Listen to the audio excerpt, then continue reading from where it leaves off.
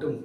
நேற்று நாம் தியானித்த வண்ணமாக தேவன் தம்முடைய ஜீவனை நமக்காய் கொடுத்து அவருடைய அன்பை வெளிப்படுத்தினார். இந்த வேளையிலும் கூட 1 யோவான் 3ஆம் அதிகாரம் 1ஆம் வசனம், நாம் தேவனுடைய பிள்ளைகள் என்று அழைக்கப்படுவதனாலே பிதாவானவர் நமக்கு பாராட்டின அன்பு எவ்வளவு பெரிதென்று பாருங்கள். உலகம் அவரை அறியாதபடியினாலே நம்மையும் அறியவில்லை என்று சொல்லி இங்கே யோவான் சொல்வதை பார்க்க முடிகிறது. தேவனுடைய அன்பு எவ்வளவு பெரிதென்று பாருங்கள்.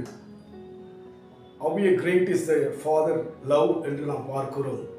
தேவ அன்பு பெரிதாய் இருக்கிறது. அதை விளங்கிக் கொள்ள முடியாது, விவரிக்க முடியாது. அன்பின் ஆழம், அகலம், உயரம், நீளம் என்று சொல்லி பவுல் சொல்வது போல அறிவுக்கு எட்டாத அந்த அன்பை தேவன் நமக்கு விளங்க செய்கின்றவராக இருக்கிறபடினாலே நம்முடைய தேவனுடைய பிள்ளைகள் என்று நம்மை தேவன் சொல்வதை பார்க்கிறோம். நாம் தேவனுடைய பிள்ளைகள் என்று அழைக்கப்படுவதனாலே ஜீவனை கொடுத்தது மாத்திரமல்ல, நம்மை வேத்தில் சொல்கிற வண்ணமாக பாளையத்துக்கு புறம்பாக தேவனை அறியாதவளாக உலகத்தின் வழிபாடுகளுக்கு ஒரு காலத்திலே அடிமைகளாய் இருந்த நம்மை இன்றைக்கு அவருடைய பிள்ளைகளாக மாற்றும்படியான அன்பை தேவன் நமக்கு வெளிப்படுத்துவதாக பார்க்க முடிகிறது. அதனால் நம் வாழ்விலே வருகின்ற பிரச்சனைகள் எதுவாக இருந்தாலும் கூட தேவனை பார்க்கும்போது அவருடைய பிள்ளைகள் என்று எண்ணி, அவர் நம்முடைய பிதாவென்று எண்ணி நாம் தேவனிடத்தில் அன்பு கூற நாம் ஒப்புக் கொடுக்க வேண்டும். இந்த அன்பை நம் வாழ்க்கையில் எண்ணும் போதெல்லாம் பிரச்சனைகளை நம்மால் மேற்கொள்ள முடியும், சோதனைகளை நம்மால் ஜெயிக்க முடியும். அதனால் அவருடைய அன்பு என்பது நம் வாழ்க்கையிலே விவரிக்க முடியாத ஒரு அன்பாயிருக்கிறது. இதை சற்று விளங்கிக் கொள்ள வேண்டும் என்று சொன்னால், பிதா நம்மை மிகவும் நேசித்தார்.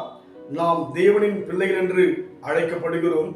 ஆனால் உலகத்தின் மக்களுக்கு நாம் தேவனுடைய பிள்ளைகள் என்பதை புரிந்து கொள்ளாமல் இருக்கிறபடியினாலே நம்மையும் அவளால் புரிந்து கொள்ள முடியாது.